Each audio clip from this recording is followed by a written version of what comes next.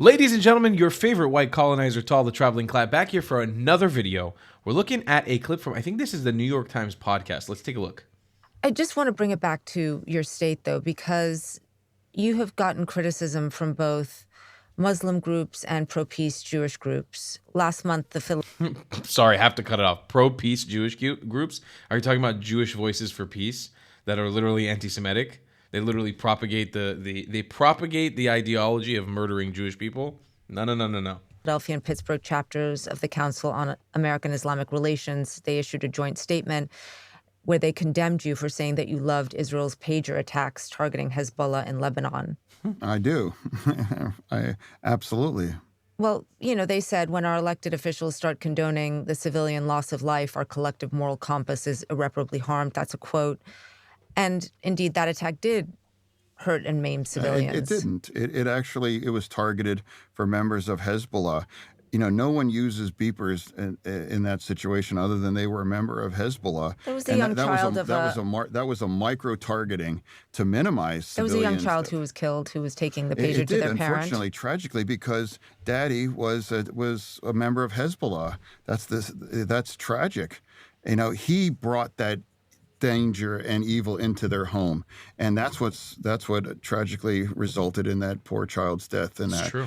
That's what's so terrible. She paid the price because her father was a terrorist for Hezbollah, and I grieve for the death of Palestinian children and other innocents there. I don't assign any more value to their lives, versus my own children's lives, and that's why we have to destroy Hamas, and we have to develop a new way forward where people can live in peace, so that this kinds of death and misery, it has to stop.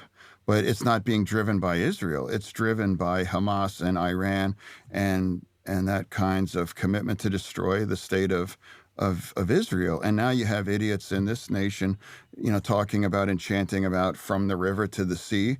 And they try to pretend that doesn't exactly what that means. And that is Israel is in the middle of the sea and that river, and that has to be wiped free. And that's at least own your anti-Semitism rather than trying to hide behind a turn on words. I appreciate his sentiment. I had a hard. Did everybody else have as a hard time as me following what he was talking about? I was kind of like, we're up and then we're down and then we're up and then we're down. It's a little strange. Good intentions. I appreciate what he's saying. I'll give you guys my final thoughts on this like this. The fault of every person killed from October 7th, every single person, that includes the Hezbollah beeper attack, that includes Yemenis, if there's any innocent Yemenis that were killed because of our retaliation to their attacks, that includes people in Lebanon, that includes people in Jordan, that includes people in Syria. All of it is the fault of Hamas. All of it lies on the Islamic regime of Iran. Because if we were to lay down our weapons today, they would murder all of us. If they were to all lay down their weapons, there'd be peace in the Middle East. And you know that that's true. You know that that's true. It's not Zionist propaganda. Nobody's paying me to say it. That's the truth. That's what we Jewish people want. We're not looking to conquer more land. We don't want to take anybody's land. We don't want to take anybody's country. What we're looking for is peace. But we'll have to do peace through strength because we're surrounded by a bunch of fucking buffoons. So I remind you guys again, every single death, whether that's a child in Gaza or a child in Israel, whether it's a child in the West Bank, whether that's a child in Syria, whether it's a woman or a dog or a cat or a terrorist, it's all the fault of Hamas. It's all the fault of this ideology. The IDF, I don't give the IDF any fault because we wouldn't be in this mess from the get-go without them. Yes, the IDF fucks up. There's mistakes that are made sometimes, but everybody always talks about context. All right, it's not in a fucking bubble, folks. There's context to why this shit happens. There's context to why a poor innocent child needs to be killed by a beeper blowing up because their father's a fucking terrorist. Sorry, that's a shame. That sucks.